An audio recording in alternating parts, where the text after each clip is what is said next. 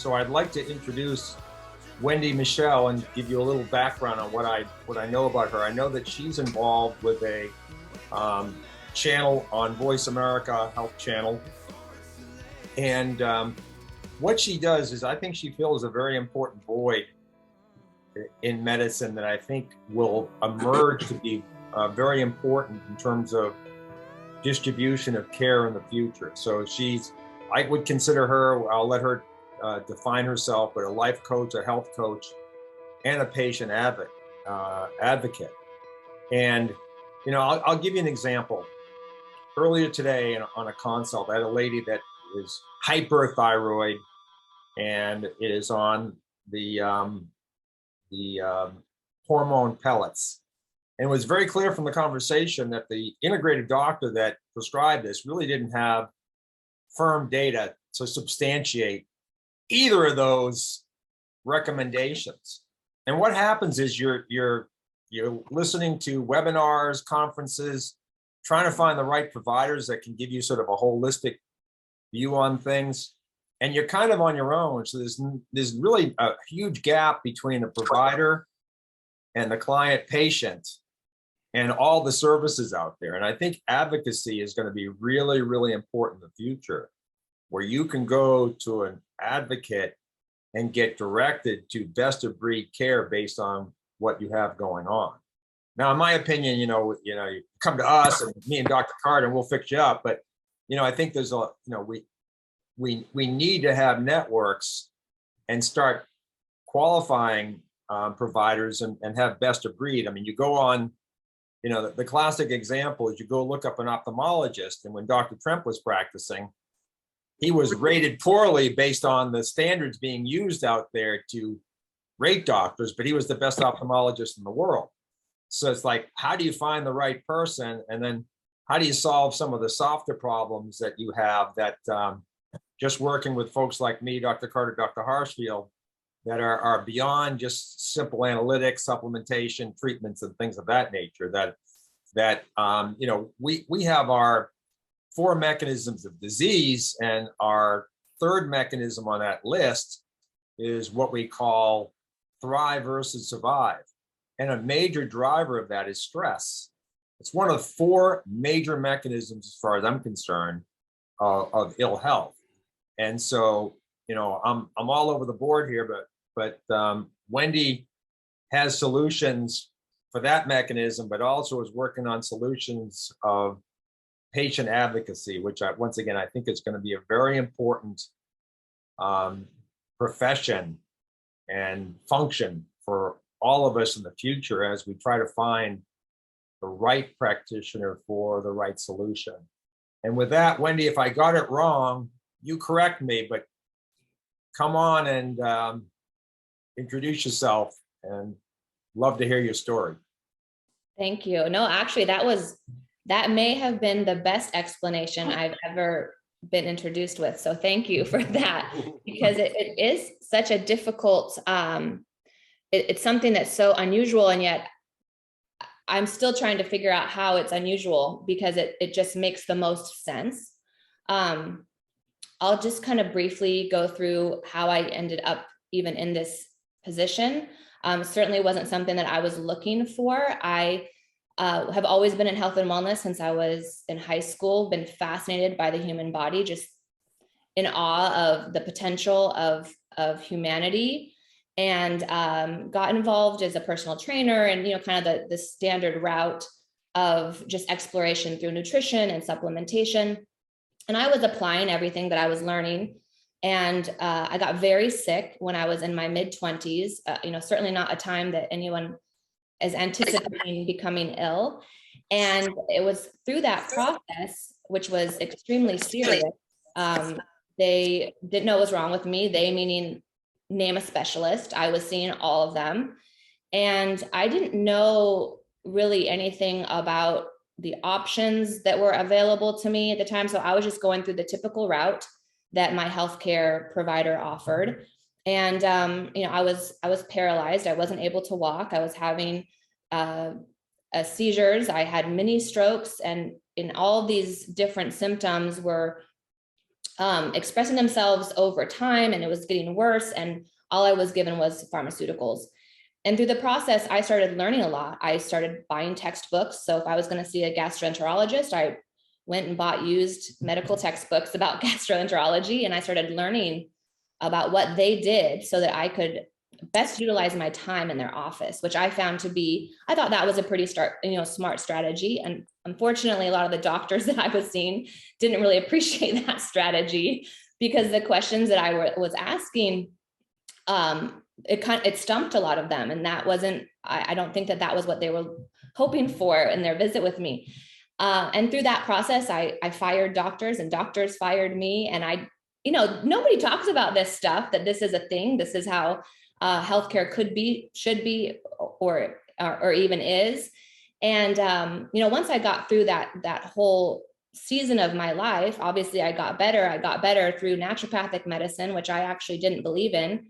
I didn't think that was even possible. I went because they had given me, about 4 months to live. And I thought, well, I got to try everything. So my parents suggested this last ditch effort, and it worked.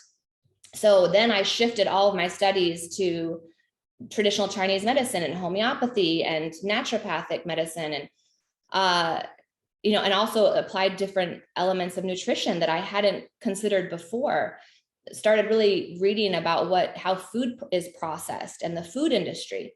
And I thought, I'm never talking about health again, because I clearly know nothing. And this is after probably 4 or 5 years of just nonstop research to save my own life.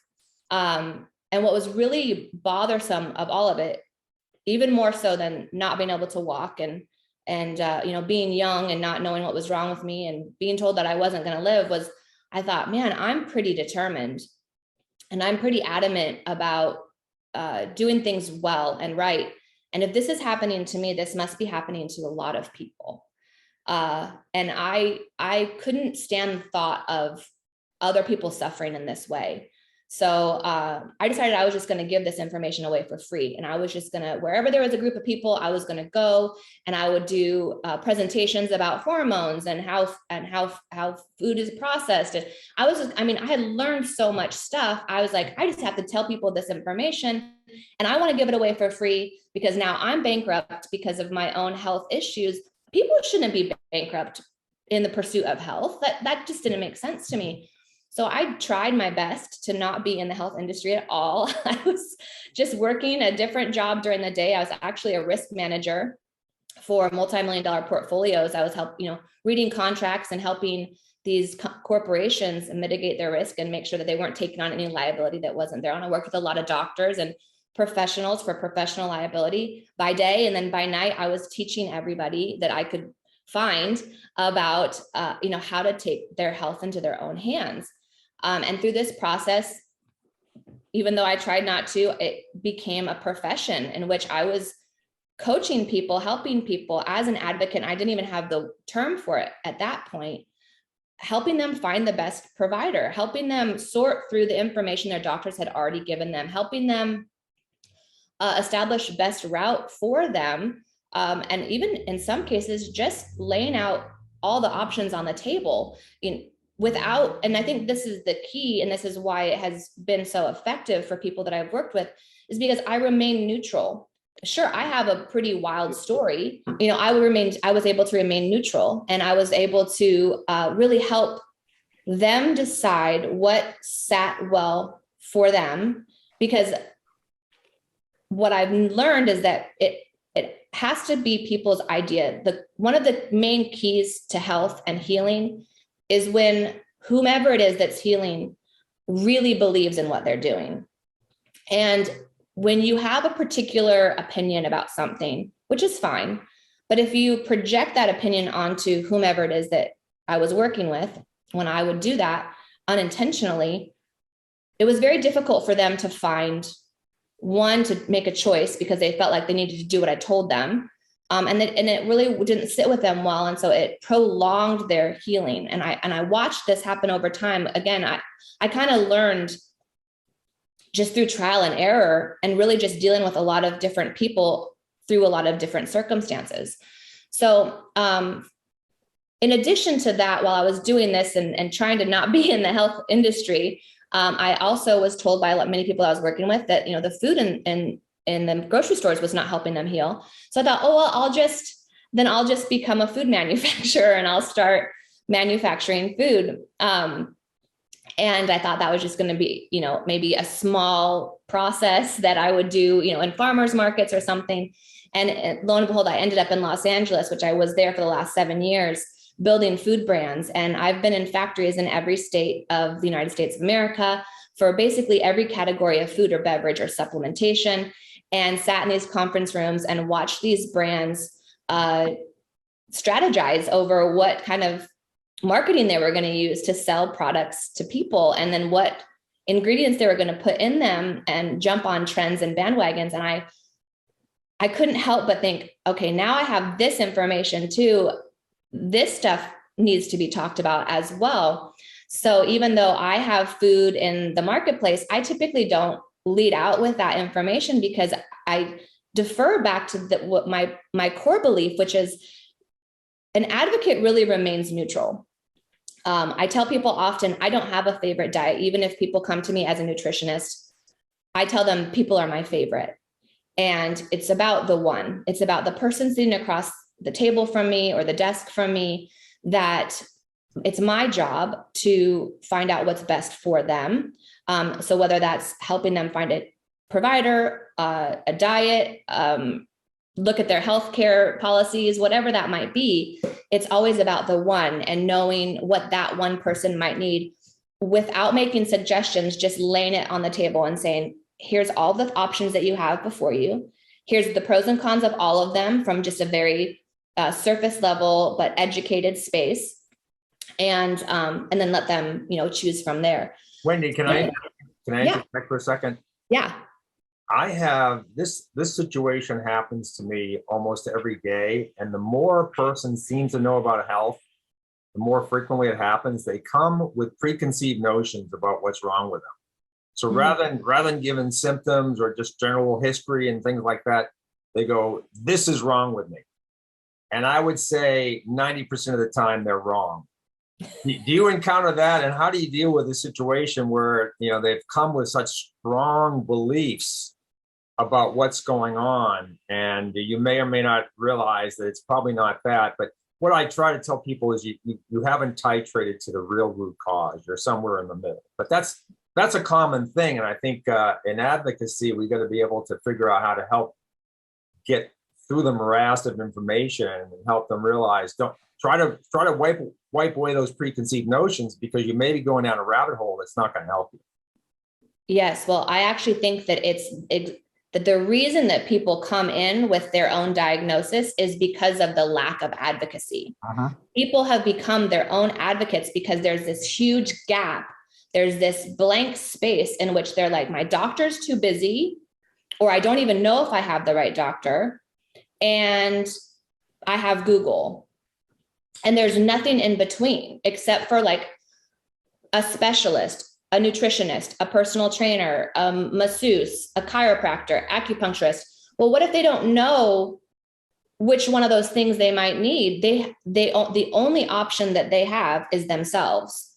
And so I think this is an issue because of the lack of advocacy. And I encounter that often as well. And I take them back to the way that I handle it is I just tell them, well, one, I don't diagnose, so I'm certainly not going to sit there and confirm or deny their own thoughts, but I am going to help them find the person who's going to help them assess things from a broader picture or from like a deeper level of education.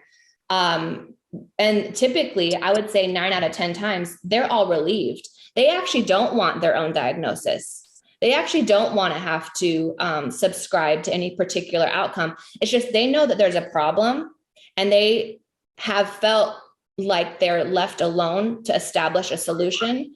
And when I tell them, actually, this isn't even your job. Like whatever you do, whether you're a mom or you're a truck driver or you're a dentist, like this doesn't have to be your job. There are people out there who this is their specialty. And so immediately they just feel like the weight come off of them, because they're like, oh, good. I I learned a lot, but I really don't want this to be I just want to be a mom, or I just want to be a truck driver. They don't want to become a diagnoser of things. It's very overwhelming. And when they learn that there's somebody who can speak on their behalf, who understands both sides of the table, that was one of the great advantages, and why I consider my illness such a gift, is that I learned how to speak the language of physicians in a way that I don't know really anybody else that can in this way, because either you've gone through the standard protocols of becoming a physician and you have that language throughout all the years of study, or you're a person who doesn't know anything about medicine.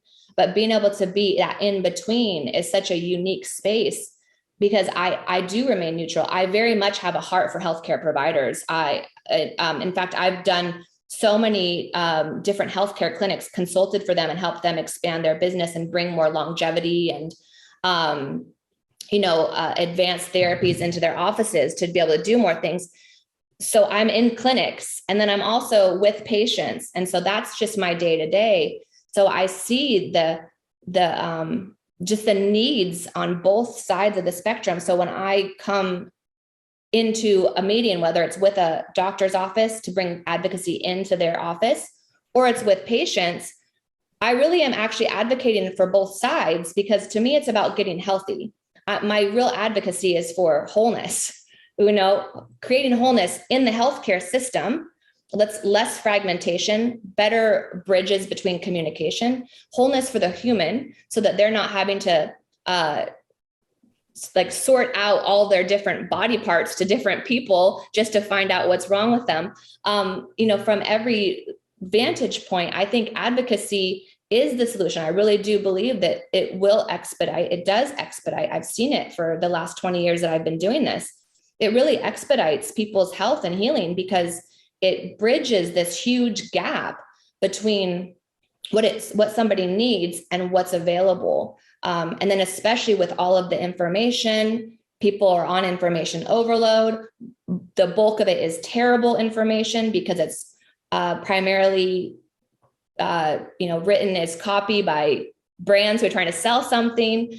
And there's just a lot of propaganda. So I think having somebody to sort through that stuff with people is an element of the healing process, because it's one less thing that they're putting their energy towards, that they can actually just hand over to me and allow me to do that, so that they can, focus on healing, or at least rest fully when they lay down at night. And then from a physician side, I find that physicians really appreciate advocacy. Although my experience when I was ill, they didn't love that, because I was advocating for myself relatively strongly. But when I'm in a physician's office, or I'm helping a clinic with this particular type of, I think it is a specialty. I think advocacy needs to become a specialty. They're able to focus on what they do best. They're going to analyze and strategize, and they don't have to necessarily worry about the fact that maybe their patients don't feel like they've gotten enough time. They are leaving, but they have so many more questions, and now they're emailing them, calling their front desk, bothering their administrative staff, because they feel lost. And who are they supposed to call? So doctors, I found, that are also very, very for this particular specialty, because it frees them up. It allows them to do what they do best without that extra time being spent, but also the empathy, which I think is another key factor. Advocacy and empathy, I think. Wendi, before you move on to the empathy part of it, I just want to make a comment. So Johns Hopkins Medical School is one of the tops in the world. And Johns Hopkins himself advocated grand rounds, which he brought multiple specialties to the individual with a severe health issue. And, the medical system, pharmaceuticals, whatever, has deliberately divided medicine into very tight specialties. And, if you look at the chat string, we're talking about GI doctors, about neurologists. And, if a neurologist isn't working with a cardiologist, but someone who understands vascular health, let's not say a cardiologist, they're not going to solve problems. One of the purposes of this forum with Dr. Harshfield and Dr. Carter being on the webinar as well, is people have questions that one of us can't answer. There's a good chance the other one can. And I think in the future, advocacy will take into consideration, sorry about that, the whole aspect of grand rounds and how the body is a completely connected system. You know, once again, this lady this morning who had the naturopathic or functional doctor just focused on hormone, nothing else. It's like blinders on, and we have to get away from that kind of model. You know, it's obviously, if you hired me, Dr. Harshfield, and Dr. Carter all at one time, it's going to be a lot more expensive. But then, you know, there's an old expression. If you think being healthy, unhealthy is what's the expression about? You know, the costs. It's like, if you think paying for health is expensive, try being sick. You know, something like that. So that's something that I think would be a component of advocacy, as well as not just working with the individual, but working with providers to come up with networks of grand rounds type of situations where you can get multiple eyes. You know, you go to get a second opinion, but it's still in the same silo. So they're all still thinking the same narrow way. And we've got to really expand beyond that, because it's not that simple. Yeah, I couldn't agree more. And that's actually what an element of what I'm designing in the healthcare model that we're building out, is that I think that that's key. I mean, that's how I felt. It's a personal thing to me, where I needed all of them in one room to just look at things collectively as a group think. And the fact that that wasn't an option just blew my mind, even when I knew nothing. And then as I got involved on both sides, you know, as a patient advocate and then as, you know, a healthcare advocate, it makes it makes less sense than it did when I knew nothing, where I'm like, it's no wonder why people feel so frustrated. And I have to believe, at least the ones that I've worked with, doctors are as frustrated about it as the patients are. This isn't just, you know, a one-sided issue. This is I think this lands on both sides of the spectrum, where doctors feel like they're limited in their ability to help people. They don't, you know, most of the ones that I've worked, they don't want to just keep seeing the same person and feel like nothing that they're doing is helping them. They don't feel good about referring them away always. So I 100% agree. I think that is part of the gap, is not just the gap between patient and physician, but the gap between the ability to actually look at a person as a whole and establish a plan that's whole. And that's what I feel an advocate is also, or should be doing, is if there is, like, as an example, I worked with several Olympic athletes. And when I started working with one particular one, I watched him go from his speed coach to his jump coach to his masseuse and then his physical therapist. And I'm like, no wonder this has to be a full-time job. Like, you have this whole team of people, but nobody talks to each other. So how much more effective would you be as an athlete? How much better would your rehabilitation and your recovery be if they were all talking to each other? And so I actually designed a system in which I brought that entire team together, so that he only had to go to one place in order to do all the things that he was needing to do. And it significantly impacted his ability to perform. Now, that's an elite athlete, but at the same time, if somebody is ill, those same benefits would come from having everybody in the same room, or being able to establish a way in which everyone can talk to each other. And with technology and the things that we have access to now, as far as making communication easier and faster, I mean, there's really just no excuse as far as I'm concerned. It's just a matter of somebody coming in there and just designing it, and a couple of people getting on board to prove concept. And that's where I'm at with it right now, is just establishing, what does that look like? And let's get people to do it, which also sets their practice apart.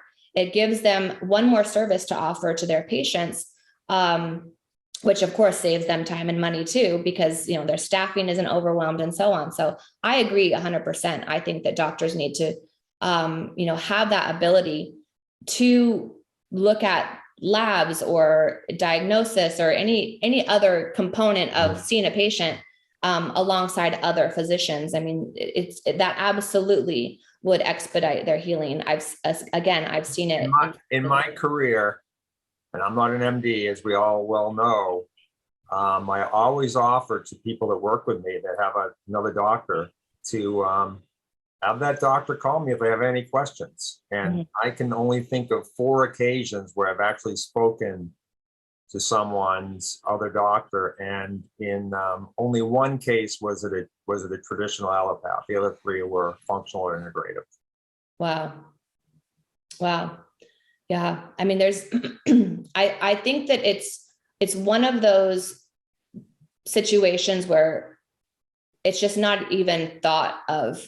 It's just, my situation and what I've been through is so unique. It's actually not unique to a lot of people, but like in the realm that I ended up in as a career path, that when I come in and I'm like, hey, here's an idea, here's what we can do. It's not that people are opposed to it. They've just honestly never thought of it, because it's not within that, whatever their specialty is. It's not something that. Well, this is how extreme the situation is. Someone mentioned Malcolm Gladwell, and I think that's a good point about connectors and mavens, and that's really the model. But Walter Isaacson wrote the biography of Steve Jobs, and somewhere in the middle of that book was a quote from Colleen Powell, Steve Jobs' wife, and she indicated that at Stanford, there were 4 different groups working on a solution for Steve Jobs' pancreatic cancer. And what she said is none of them would talk to each other. None of them. She had to, quote unquote, and that's why the name of my book, my second book, was Quarterback Your Own Health, was she literally had to quarterback Steve Jobs' care at one medical school. So here's your challenge, Wendi. If Steve Jobs can't get advocacy, who can? Yeah. Well, and it is a challenge. It's a challenge for everybody. And it's something that I think it's going to, well, one, it starts with conversations like this, where we have people representing all different specialties and different frames of reference, to contemplate and to consider, what would this look like if something like this, what if I had a patient advocate in my office, or if I had a patient advocate for, working with me as I navigate my health situation, how would that improve things? And what am I willing to do to try that out and see if that works? And it might just be a very slow roll.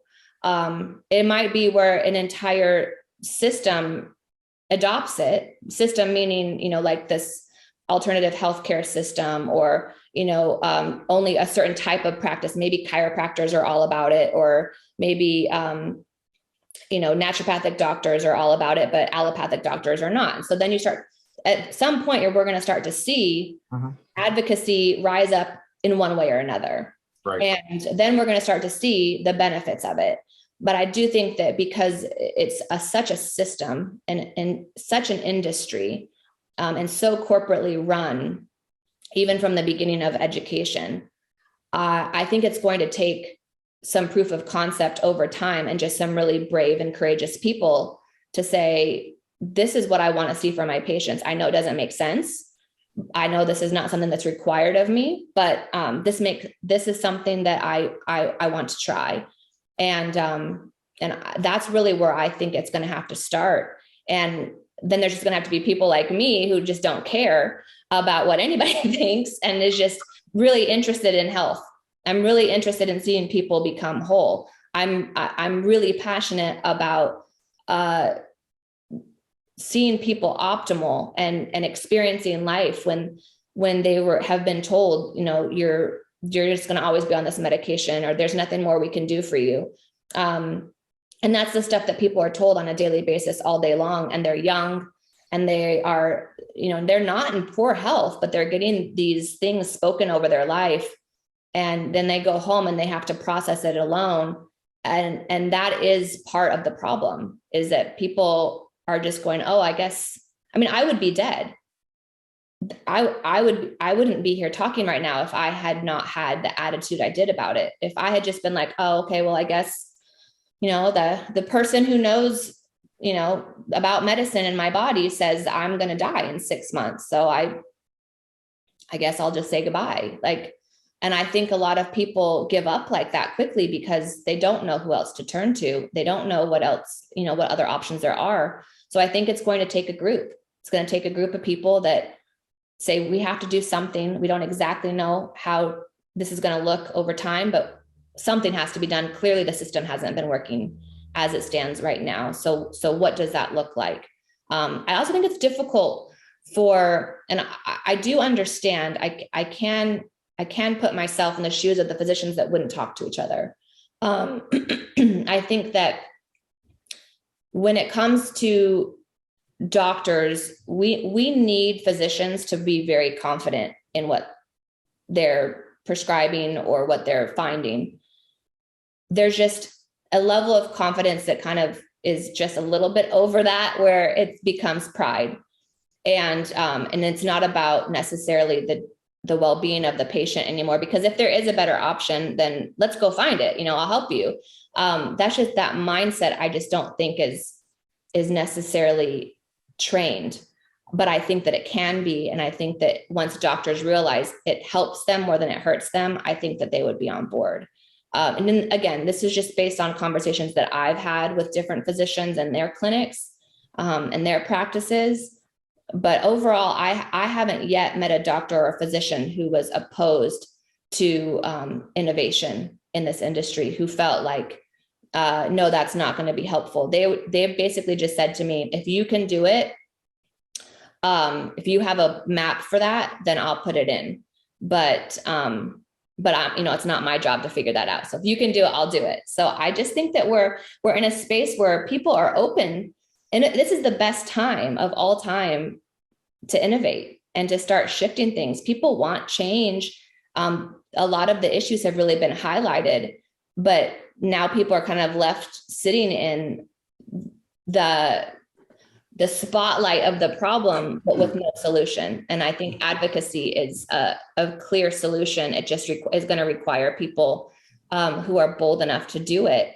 And I think we're headed in that direction. So I'm really thankful just even for these conversations to be able to chat about it and just to plant the seeds of what would it look like to have that. And even from the patient side, what else does patient advocacy do? Some people don't even know when it's time for their renewal of their health insurance policy, what their coverage is providing, what that means for them, how to choose between them, because the person who's advising them makes commission off of which healthcare program they choose. What kind of doctor should I be looking for? Things like that. So by the time a patient comes into the doctor's office, they're already educated, but not educated in that they understand what this particular coverage gives them, but not to the point where they're like challenging the doctors, because they can do that with me. They can talk through things with me. And then also there's an element of mediation in which there's not communication happening, because when people are sick, they're scared, and they need somebody who's going to be able to hear them out and let them be angry. I mean, I was throwing fits in parking lots. I would throw paper. Because what else was I supposed to do? I had nobody else to take this to. And the doctor was like, okay, we'll see you next week or whatever. And then I'm like, I have all these emotions and there's nobody to process them with.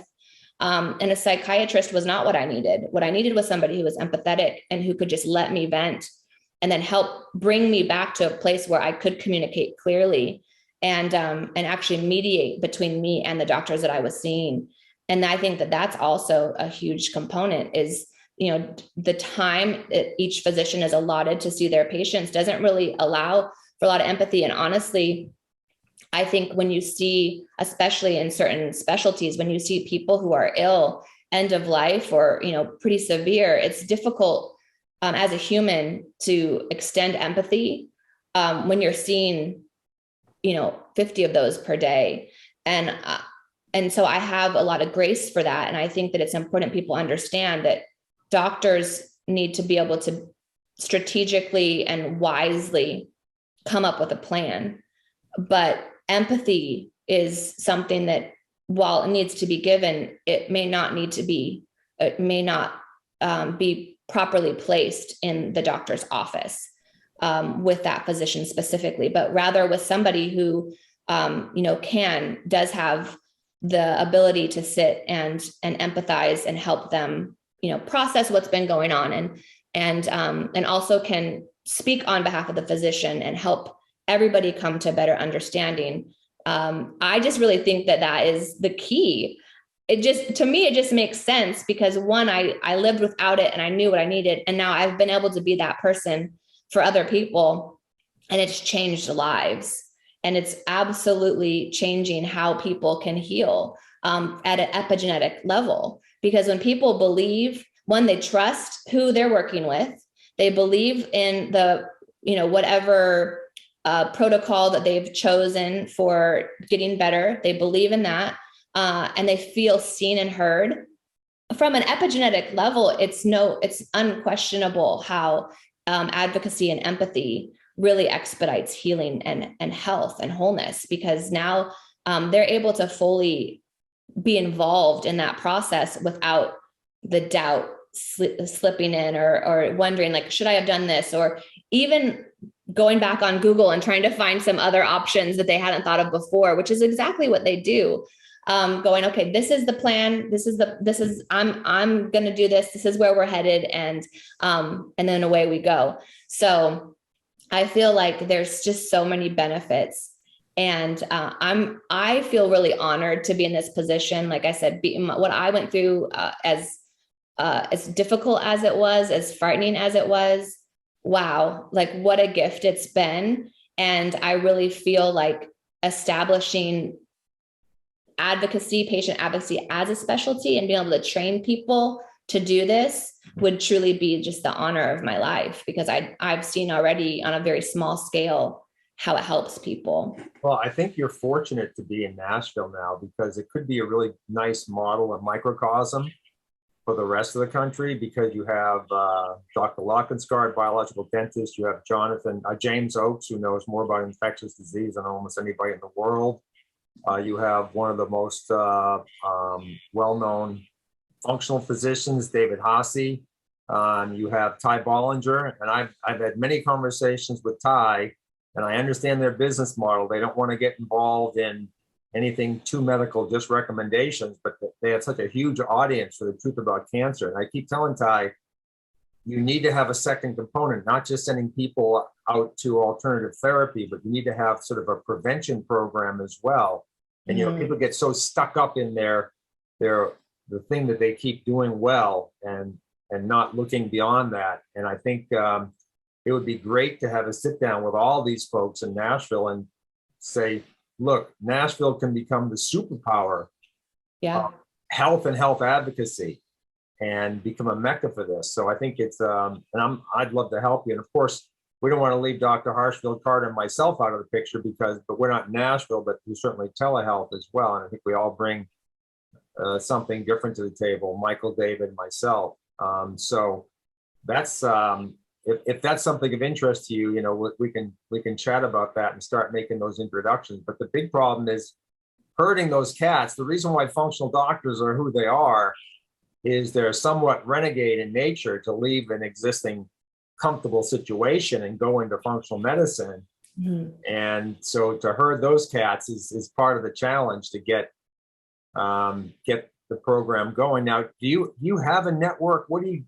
So like if someone comes to you with a complaint and you do your thing, how do you establish who you might refer them to? And Matt, is that its infancy, or is that well established in your program? So I would say it's somewhere between infancy and well established. Okay.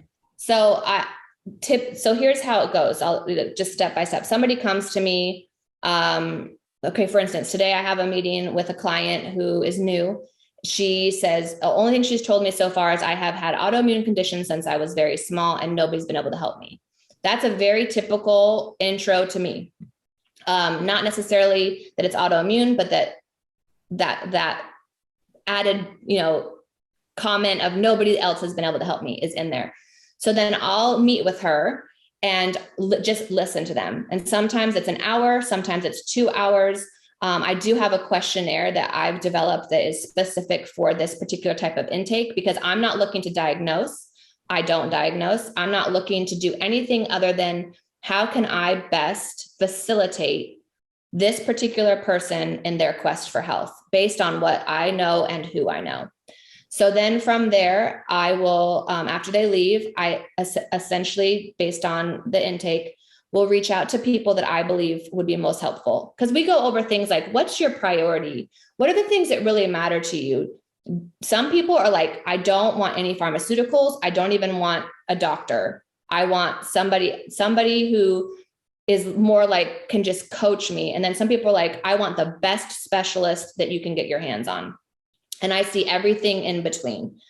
And it's really important to me, no matter what my opinion is, if their goal is to see the best specialist possible, then that's what I'm going to help them do. And so then I will go through my network. And if I don't know somebody specifically, then I will reach out to people within my network and ask them who they know. And then I will do all of the footwork for them. So what typically leads people down the rabbit holes on Google, which is trying to find the best specialist, and then suddenly they end up diagnosing themselves. I take that from them. That becomes my job. And then I start doing the research. I start connecting the dots. I start finding the best people. And then I'll make an introduction. I'll have a sit down with the client that I'm working with. I'll tell them about this particular physician or this particular practitioner, whatever it might be, and explain to them about why I think that there'd be a good option. Maybe I'll have 2 or 3 for them. And then what I'll do is I'll actually sit with them either in the initial phone call with them or however they're meeting. I've been in doctors' offices with people. People have paid me to come sit in the office with them as part of our services, just because everything that people say to them, they just are ill and it just all goes over their head. So whatever the next step is, I'm involved in that, helping to just with the communication, doing the introduction. And then from there, they take it from there. And then a lot of times the physician that I recommended will, obviously everything is done, based on HIPAA and all of that stuff is applied. But if the physician and the patient have agreed that I'm part of that process, then they'll share with me whatever they feel like they need to share. If another physician needs to be brought in or another specialist needs to be brought in, then I'm typically brought into those conversations as well. So my network is growing based on that process because everybody seems to have a new thing or a different thing that I haven't encountered yet. So then I'm looking for different specialists. So it's growing just organically. It's growing based on people who have shared with me their experiences. Anytime I talk to somebody and they're like, oh my gosh, I found the best doctor, I'm like, immediately send me that doctor, immediately send me all of the contact information. And then I'll reach out separately just as an introduction and just explain what I do. Tell them I'd love to put them on my network to be able to refer people to ask them if they're taking new patients, because a lot of times they're not, because when they're really good, there's not space. So that's kind of how it's been growing, and it continues to grow, and there's a lot more to grow, but I think it's the best that way because it's just organic. It's from people that I've personally interacted with, or others have just rave reviews about. And then, from there, it'll go in different directions depending on the particular case. But essentially, I'm just always there as a sounding board. I'm always there as a point of contact in case something's not working. And also just as an encourager to continue, on their journey. And then, of course, I do recommend that people also consider the preventative side, that now that they have had a reactive situation, what can they do proactively? I'll typically bring that up in a conversation and help them to establish a proactive approach so that they're doing both at the same time. And some people hire me just for that. They're just like, I just want to make sure, my grandmother just was diagnosed with Alzheimer's. I don't want that. Like, I'm watching how it's affecting my family. What do I do to make sure that never happens to me? I get a lot of those types of clients as well, and establishing, good networks of people around them who can help facilitate that particular goal. You brought up Alzheimer's, and I was just thinking of that before you mentioned it. And Dr. Carter will tell you it really takes 2 years to make headway in that disease. And a lot of people will stick with something for a couple months, don't see results, and then move on to some other provider that might offer a benefit. But if you really want to be successful in that disease state, you need to stay with the plan Mhm. for a much longer period of time. So that might be an extremely good silo, considering that not in this country, but we have plenty of Alzheimer's, but countries like England and Thailand, where Alzheimer's is the #1 or #2 killer and is breaking economies over there. Mhm. And we always say the ones we have good results with have an in-home caregiver, family member that buys into it and completely controls or oversees the process and make sure it's being implemented properly. But that's one of the most challenging ones. The brain takes a long time to turn over and repair, and so that's a particularly challenging one. Yeah, and that's what I found is also really a benefit to the advocacy side is those things being, because as an advocate, I've built trust and rapport with the people that I'm working with it. And then they might see the specialist for the first time. They don't necessarily have that rapport and that trust with them. So when that particular physician or caregiver says, this is going to be something you're going to need to do long-term, don't necessarily look for the feeling of something. It's not that you're going to necessarily feel anything, but you also just might not ever get it, which we won't know until, decades from now. And they'll hear that from the physician, but then a couple months later, they'll call me and be like, this isn't working. And then when they hear that from me, when I say, yes, but I'll repeat basically the same things that any professional has said to them, but because I have trust and rapport with them, they're like, okay, yeah, you're right. That's right. That was the goal. I can remind them, remember the goal was that this not become an issue for you in the future. And remember how I mentioned that, the way the body functions and how, certain things are just, it takes longer for things to turn around. They're like, oh, okay, yeah, that's right. That's right. So I'm that person for people that helps them to stay on programs and not give up on them, not quit on them, because, we live in such an instant gratification society. People are immediately like, especially when it comes to weight loss and stuff, they're like, oh, there's this new diet and, it's worked for my neighbor. And I'm like, no, remember how we're doing something. Like we're already doing something. It's just going to take some time. So that's another element I think that's really impactful and beneficial for people, is to have that person in between who can help them stay on course. Like we're doing something here. Right. Michael, any comments? No, I mean, wonderful presentation. Well, I would say that I think the vast majority of the doctors out there, though, let's say with COVID, right, Mm-hmm. are not open to hearing other things. But of course, a lot of that is, I would say, I guess, forced upon them by the powers that be. But it's quite disappointing to me, of those individuals who definitely know better and are open and still follow the mantra of what they are being told, at the detriment of their patients, unfortunately. Yeah. And of course, that's quite pervasive. I would say, probably 98% of the doctors out there that are in hospitals or employed by, big groups are in that position. And doctors like us, are really in the minority of practitioners that are willing to help people. And and of course, some of us have really paid a price by medical boards and all of that, restricting licenses, and in some cases actually, taking doctors' licenses away. Mm-hmm. So it's very disturbing what's happening out there. I really like your energy and goal to bring, like-minded doctors, into the circles that can help other individuals.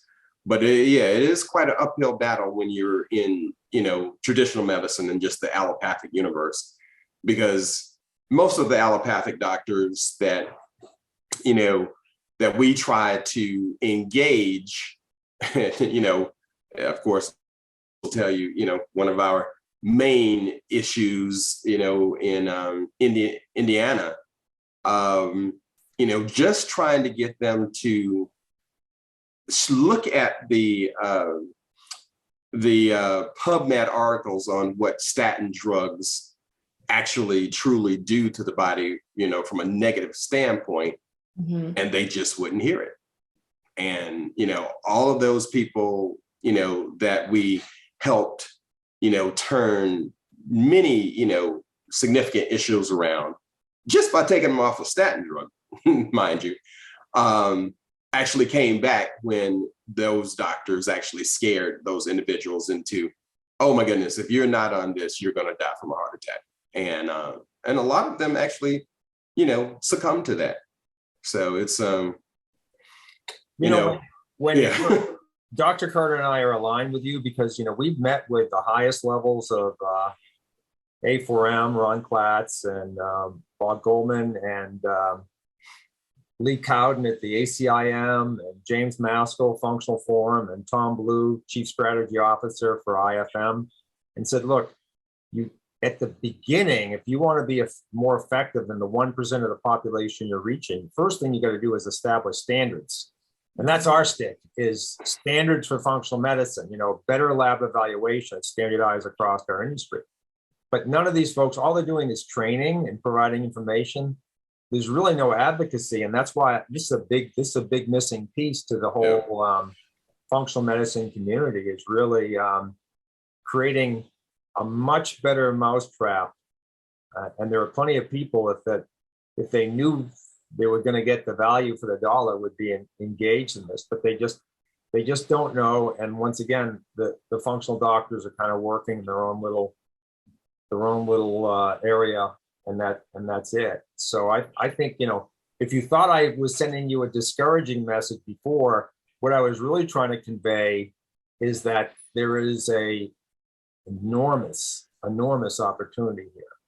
Yeah. Enormous. Google Doc, like you said, the bridge between Google Doc and a doctor is a huge gap there. David, always know you want to show us Pebble Beach, so please come on, Dr. Harshman. Wendi, you're to be commended. There it is, Pebble Beach. Number 7, I made a double bogey on it. But who cares? I have another golf ball. I just got it out of the ocean, no problem. Wendi, I think what's interesting is that you see, I think all this group here are citizen scientists, and they do what you're saying. I think we got like 70 or 80 people on today. What about the rest of the population? And they need patient advocacy like you're providing, and you have a heart of a giver, and you can tell that in a person right off. And when you walk up to a doctor, you can tell, is this a revenue stream? Am I just a piece of food in this food chain? Mm-hmm. Am I going to get on this roller coaster ride called sick care and not get off till the ride's over? Or am I going to have someone like you that I can connect to and say, hey, I've got a thyroid issue. I've got all these things, people telling me doing stuff, cut my thyroid out, all this kind of stuff. You're more interested in significance than success. And I think that's what this group's about. Mm-hmm. This is not about personal success. It's about significance. This is a History Channel moment. 100 years from now, when they look back, they're going to go, these are the groups that started the healthcare system. And the beauty of this is we're going to win, because pretty soon it's not going to be medicine as usual. The more you do, the more you make. It's going to be outcomes. And insurance is not going to pay for things that don't work. They're going to start looking at these steroid injections and start looking at these pharmaceuticals and say, in Hartsfield, what is your outcome for knee pain patients? Surgery costs $70,000. A third of those people never go back to work, and all the side effects and medications are on. Or you do cell medicine, or you get your thyroid and gut well, and this knee pain goes away. And that's, I think, where we're going to go with this. We are in the middle of a gerontocracy, and a lot of us are older, And Elon Musk was asked about, why don't you work on longevity? He goes, I don't think most of these old people need to live because they will never change their mind. And we need younger folks like yourself that are connected. I mean, there's an age limit to serving in office, I think age 18 maybe or so, but there's not a top end. We got too many older folks in healthcare doing the same old stuff that will never change their minds. And so to break out of that, I think insurance is going to insist that what we do is financially sound. So a lot of these self-insurers like Walmart, they're going to do the right thing for the wrong reason, if you know what I'm saying.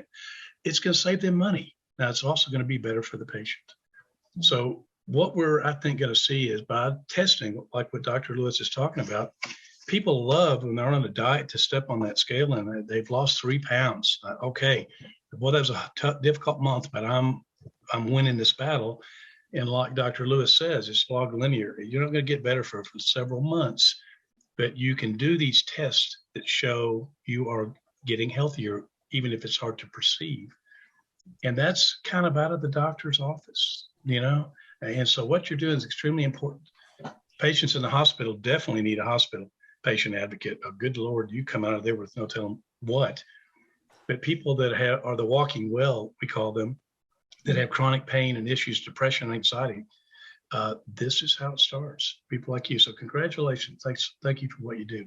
Right. I got a lot of good comments, not just from the chat, but also from email about what you did, what you're doing and proposing to continue to do, Wendi. So Pam, I see you're unmuted. Do you have a comment? Otherwise, we'll call it a wrap for today. And Wendi will be back on Tuesday evening to talk about this subject further. For those of you who want to get a more deeper dive or ask questions if you want to formulate them over the next 24 hours. So no comment today, just I bumped my button. Thank you. No problem at all, Pam. Thank you, Wendi, for being here. Thank you. Thank you. No, I think it's a great underappreciated step forward in healthcare. So Michael, any last comments? Otherwise, Judy, you. No, I just wanted to say thank you. It's great to hear this new approach to things. And with 3 of my kids doing allopathic medicine and not believing me, I can use advocacy. Yes. Wendi, you have to tell us how you can find out where you are. I did give your email. Hopefully I did the right thing on Your website, though? Yeah, and your website is wendimichelle.com, is that right? Yes. Yep. Are you okay with me giving it away? Because it's too late, but Yeah, no, absolutely. I really, especially in this particular stage of, developing this and really building this out, it's not just important necessarily to connect and for the people that I can help, but I love feedback. So any experiences, any things that you're like, man, I could see how this advocacy thing could really work here, but here's the challenge. That stuff is the way this is going to be built the best, is to get everybody's insight and input. I've been in a lot of places in the last 15 years, but I can only get to so many. So hearing people's feedback and like the other gaps that maybe we didn't talk about today, I would love feedback as well. So of course, questions, connect with me. I'd love to get that, but also any ideas or thoughts are very welcome. appreciate you being on today, Wendi. All right, folks, thanks very much for attending. Bye, everybody. Thank you.